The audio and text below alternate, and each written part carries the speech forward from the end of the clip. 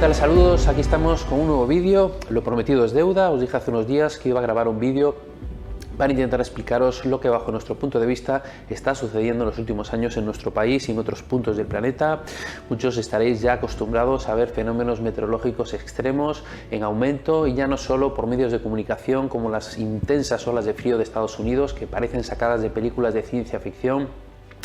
Incluso en nuestro país estamos ya acostumbrándonos a ver temperaturas, por ejemplo en otoño, disparadas. Los otoños prácticamente están desapareciendo como los conocíamos, con una progresión hacia el invierno, y en general estamos viendo cómo los patrones atmosféricos están cambiando de una forma muy drástica, incluso llegando a provocar incendios forestales muy importantes. Lo vemos aquí en España en estos otoños, en este último otoño por ejemplo, de una forma muy evidente. Lo hemos visto en Estados Unidos también, en la parte occidental, al igual que aquí en España. En la parte occidental han tenido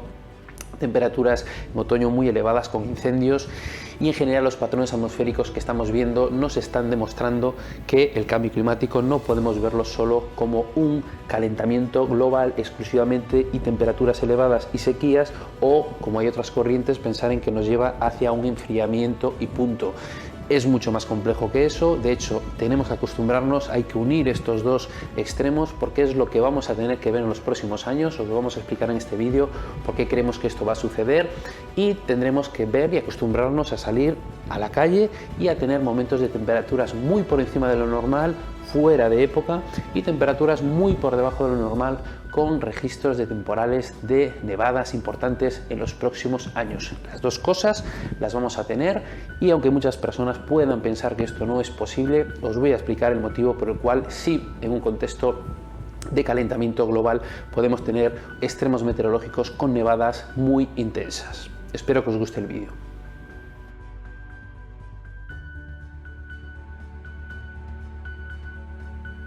Bueno, pues vamos a ver ahora lo importante que es estudiar el clima del pasado. En la sociedad moderna estamos obcecados en pensar que la tecnología nos lo hace todo, pensamos que la tecnología es la solución para todo, y de hecho nos ayuda muchísimo, pero estamos dejando de lado cosas que, por hecho de ser antiguas, pensamos que a lo mejor no son tan importantes, pero lo son mucho, y os lo voy a explicar ahora. Tenemos ordenadores que nos hacen simulaciones del clima que podemos tener en el futuro, pero para mí es muy importante, y creo que esto lo hemos dejado mucho de lado, es estudiar el clima del pasado, y gracias a historiadores en nuestro país como Armando Alberola podemos saber el clima que tuvimos en momentos tan importantes como el periodo de la pequeña edad de hielo,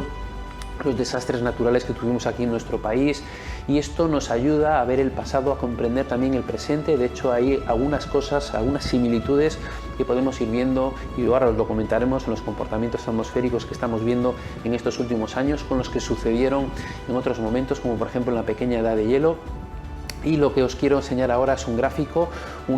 que está sacado de la extracción de hielo en Groenlandia, de dataciones que nos dicen la temperatura que tuvimos en el pasado en el hemisferio norte, concretamente extraído de esa zona, como os comento, de Groenlandia. Y muchas personas lógicamente podrán pensar que estos estudios pueden tener errores o que no pueden ser fiables, pero es muy sencillo ver la fiabilidad que tienen haciendo una correlación con los registros que dejó nuestra sociedad, personas como vosotros, que muchos os gusta ver el tiempo que tenemos, ir apuntándolo en un papel día tras día, tras día, tras mes, tras año, diferentes tipos de formas que había de registrar los eventos que había por diferentes motivos, por sequías, por hambrunas, por situaciones de, por ejemplo, cuando había mucho frío en la pequeña edad de hielo, pues hubo muchas muertes por el frío, hubo muchas pérdidas de cosechas, y todo eso lógicamente iba quedando registrado, y eso nos ayuda a saber qué sucedía, qué temperatura teníamos, qué fenómenos adversos nos teníamos que enfrentar en el pasado. Y aquí lo que quiero que veáis es los periodos cálidos y fríos que hemos tenido en los últimos tiempos. Estamos yéndonos nos estamos yendo hacia el periodo cálido romano, para que os hagáis una idea de a dónde nos vamos a remontar. Y vemos aquí en estas líneas verdes los periodos cálidos que hemos tenido, y este sería el actual que tenemos, el periodo cálido moderno. Tenemos aquí el periodo, el óptimo medieval, y tenemos el periodo cálido romano. Lo que vamos a hacer ahora es ver lo que nos dice este gráfico de las temperaturas que había y lo que nos dice la historia. En el periodo cálido romano todos sabemos cómo vestían los romanos, las vestimentas que llevaban, que iban con vestimentas bastante cortitas, vestimentas que lógicamente no eran compatibles con periodos fríos o con un clima frío. Este momento, el periodo cálido romano, coincidió con una gran expansión de la sociedad. El imperio romano se fue expandiendo, y posteriormente entramos en un periodo frío que de hecho muchos estudios demuestran que ayudó bastante a que el Imperio Romano cayese, y de hecho hay registros de pinturas que son como si pudiésemos verlo como fotografías de hoy en día, pues registros de pinturas que nos enseñan cómo los romanos en ese momento en el que empezó a entrar el frío intenso en Europa y en otros puntos, ese frío intenso lo que hizo también es que se abrigasen mucho más, y hay registros donde se ve que en ese momento, en la caída del imperio, en esa época, había, digamos, unas vestimentas mucho más acordes a ese frío que tenían. Vemos como hay más o menos una distancia, una recurrencia bastante ordenada en lo que son los periodos cálidos y los periodos fríos. Y aquí tenemos el óptimo medieval, un periodo en el que nuevamente la sociedad se fue expandiendo, se construyeron muchas catedrales, la vid se cultivaba en países del norte de Europa, Groenlandia perdió buena parte de su hielo y los vikingos con sus barcas consiguieron llegar hasta allí y colonizarlo. De hecho, Groenlandia viene de Greenland, de tierra verde en inglés, y esto nos demuestra que en este periodo, en el periodo donde nos dice esta extracción de hielo, que tenemos unas temperaturas altas, incluso más altas de las que tenemos en estos momentos, los registros de la historia nos demuestran que efectivamente esto era así, por estos aspectos que os estoy comentando. Y posteriormente lo que sucedió fue nuevamente un descenso de las temperaturas, y que llevó a lo que se conoce como la pequeña edad de hielo, un momento en el que la sociedad tuvo que enfrentarse lógicamente a situaciones muy complicadas. Aquí en nuestro país también lo vivimos, el hielo fue avanzando, tuvimos un enfriamiento importante, se recuperó el hielo de Groenlandia, incluso el Ebro aquí en España se congeló en diferentes ocasiones, hubo temporales de viento muy importantes, la historia incluso en algunas guerras demuestra la influencia que tuvieron estos vendavales importantes de viento. Hubo situaciones meteorológicas muy extremas de alta pluviosidad aquí en la península ibérica, inundaciones en el Mediterráneo, situaciones de mucho frío, pero también situaciones dentro de la pequeña edad de hielo de mucho calor, de olas de calor muy importantes. Incluso en Londres la ciudad llegó a arder del calor que hacía, de olas de calor que llegaron a resecar las casas que eran de madera, las estructuras de madera, y se provocó un incendio que asoló la ciudad. Hay situaciones en general que demuestran que la pequeña edad de hielo fue un periodo no solo de frío, sino de mucha variabilidad, en la que las estaciones se descontrolaron, en la que empezaron a haber olas de calor muy importantes, sequías muy prolongadas y periodos de mucho frío que están registrados y han quedado registrados por personas y por organismos que han dado fe de estos aspectos. Posteriormente comenzamos a entrar en un periodo cálido, que es el periodo cálido moderno en el que estamos en estos momentos, periodo en el que también nuevamente la sociedad ha explosionado, hemos construido más, hemos avanzado, tenemos tecnología, etcétera, etcétera, etcétera. ¿Con esto qué quiero decir? Pues que tenemos que estudiar de dónde venimos para ver lo que ha sucedido en el pasado, para también poder entender mejor lo que sucede en estos momentos y lo que puede suceder en el futuro. En el siguiente bloque os voy a intentar explicar físicamente, en principio, los patrones que podía estar habiendo en la pequeña edad de hielo y los que se pueden estar produciendo ahora, y por qué podemos tener eventos extremos de este tipo en los próximos años, y cómo podemos, digamos, ver este aumento, y por qué sobre todo podemos ver estos aumentos en las próximas fechas, próximos años, próxima década, próximas décadas. Espero que os guste la explicación que os voy a hacer ahora.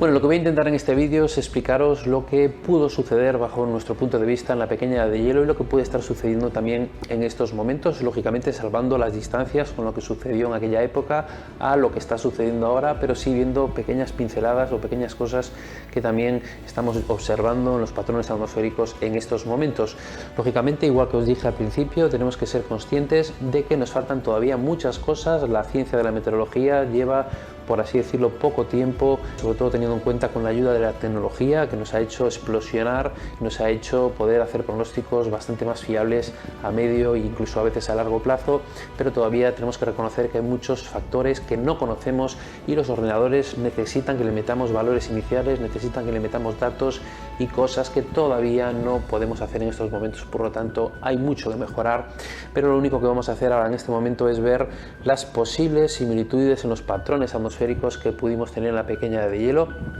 Vamos a hablar en este caso de algo que os hemos comentado en muchos artículos en la página web, de la corriente en chorro o jet stream. La Tierra recibe, digamos, la energía principal, o la que recibe para los fenómenos atmosféricos, es la energía que nos llega desde nuestro astro rey, desde el Sol, y como sabéis impacta de forma diferente en nuestro planeta, impacta de una forma más directa en zonas del Ecuador y impacta menos en zonas de los polos, por lo tanto tenemos menor energía, menor temperatura en estas zonas que en las del Ecuador. La atmósfera lo que busca con sus arterias, una de ellas es el jet stream, es buscar en todos estos movimientos de la atmósfera, buscar compensar las diferencias. Tenemos a diferentes niveles, a gran escala y a pequeña escala, diferentes fenómenos que lo que hacen es ir compensando los contrastes que hay entre masas frías y masas cálidas. Todo esto son, digamos, la energía o el motor que va moviendo los fenómenos atmosféricos que vemos nosotros aquí en superficie. Y el jet stream o la corriente en chorro, como digo, a mí me gusta verla como una arteria principal de la circulación, va, digamos, moviendo los patrones atmosféricos, la formación de los anticiclones y las borrascas en diferentes puntos. En nuestro caso, en el hemisferio norte, la ruta que vaya trazando el jet stream o la corriente en chorro implica los fenómenos atmosféricos que tenemos nosotros aquí en superficie. Una de las formas o uno de los motivos por los que se mueve esta circulación, como decimos, es el contraste de temperaturas, en este caso a gran escala entre el polo y el ecuador. La Tierra, conforme se ha ido calentando en los últimos años, sobre todo se ha ido calentando más el polo que el ecuador, y al haber menos diferencia de temperatura entre estos dos puntos, la corriente en chorro o jet stream se ha ido ralentizando. Hay estudios científicos que demuestran que en los últimos años, conforme se ha ido calentando el polo y se ha ido reduciendo estas diferencias térmicas, el jet stream ha comenzado a trazar una circulación más ondulada. Y esas ondulaciones son las que tantos hemos hablado en los artículos, las que nos llevan, por un lado, si vemos la ondulación del jet stream y tenemos en cuenta la zona donde desciende, lo que hace es arrastrar masas de aire desde zonas donde hay menos radiación solar, menor temperatura, y arrastra más frío hacia latitudes medias. Por contra, en las otras curvas, en las otras ondulaciones que produce, cuando asciende, lo que hace es arrastrar masas de aire cálido desde zonas donde hay más radiación solar, por lo tanto más calor, hacia zonas, por ejemplo, donde estamos nosotros en España. Lo que sucedió este pasado otoño o en otras épocas en las que hemos tenido temperaturas totalmente fuera de época es que los ramales ascendentes o la circulación de las corrientes del jet stream nos favorecía una entrada de vientos desde latitudes más bajas, y esto hacía que las temperaturas en otoño estuvieran disparadas en valores que lógicamente no eran para nada propios. También las amplificaciones de esta corriente en chorro del jet stream, estas ondulaciones, estas amplificaciones favorecen los aumentos de los bloqueos anticiclónicos. El jet stream, en esas ondulaciones que hace, digamos que da forma en esas zonas. Si vemos la ondulación del jet stream de esta forma, pues aquí es donde forma una alta presión, y luego donde hace la siguiente ondulación, en esa curvatura, normalmente donde se pueden gestar borrascas bastante profundas. Como decimos, el jet stream es, digamos, el que va dirigiendo la formación de los centros de acción de las borrascas y de los anticiclones. Entonces, durante la pequeña edad de hielo lo que observamos es una variabilidad tremenda, observamos patrones atmosféricos que van cambiando de forma muy brusca, muy abrupta, y lo que observamos es periodos muy cálidos y periodos muy fríos, y incluso estos periodos se mantienen durante mucho tiempo. Lo que pensamos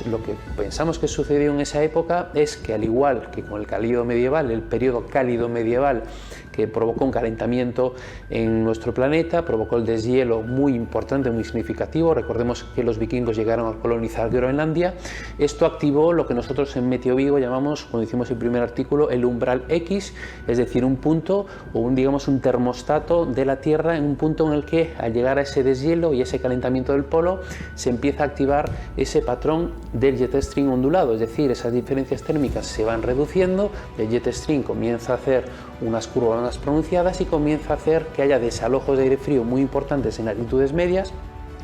y por otro lado en los ascensos de esas curvaturas, olas de calor muy importantes. Esto lo tuvimos durante la pequeña edad de hielo, está registrado y está demostrado,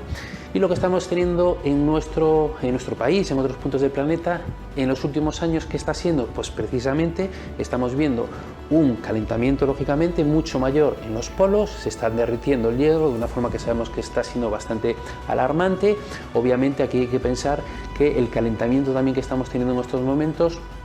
está siendo uno de los más rápidos, si no el más rápido de la historia, es decir, la Tierra se ha calentado de una forma más rápida que incluso esos periodos pasados. Y lo que está sucediendo es que el jet stream está comenzando a hacer estos patrones de ondulaciones pronunciadas y está empezando a descontrolar lo que son las estaciones del año. En los registros, por ejemplo, que podéis consultar en los libros de Armando Alberola, podéis ver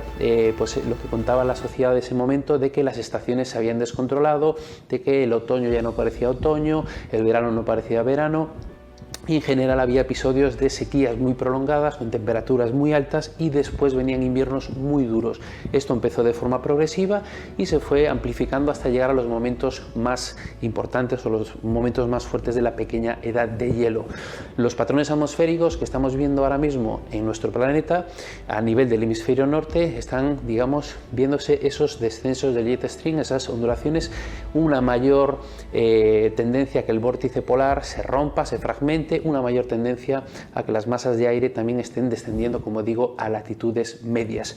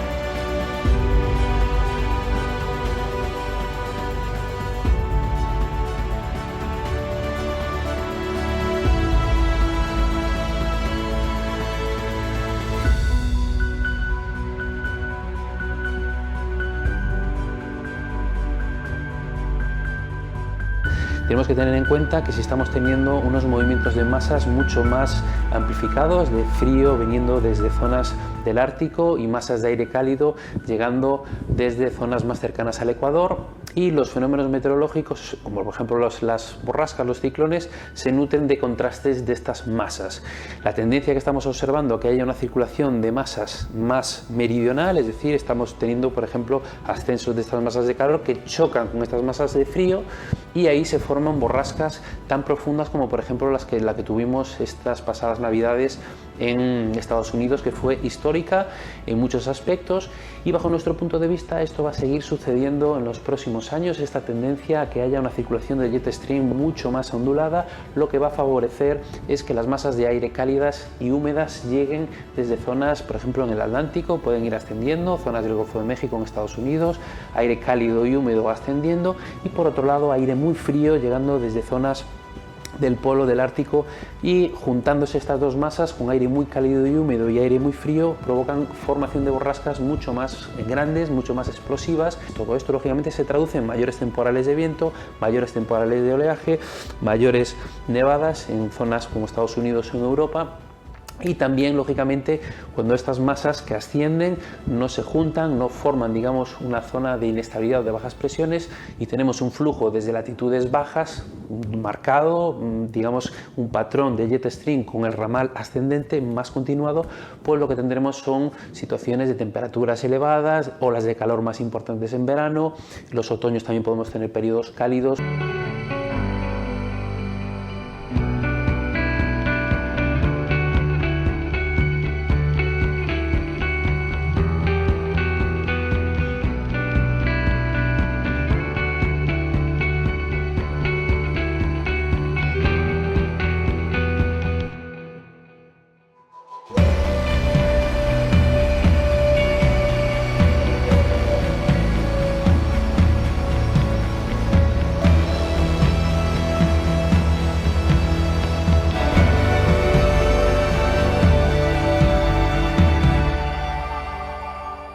Una cosa importante también, no he comentado el tema de la actividad solar. Como sabéis, hay muchas corrientes, muchas investigaciones que apuntan a que la actividad solar está detrás de estos periodos cálidos y fríos. La actividad humana también podemos y tenemos que tener presente de que nuestra actividad haya podido estar acelerando este calentamiento, un calentamiento que se dio en el pasado, pero que en estos momentos nosotros hemos podido ayudar a que se haya acelerado de una forma más importante, y por lo tanto también que el frío o que este cambio de patrón atmosférico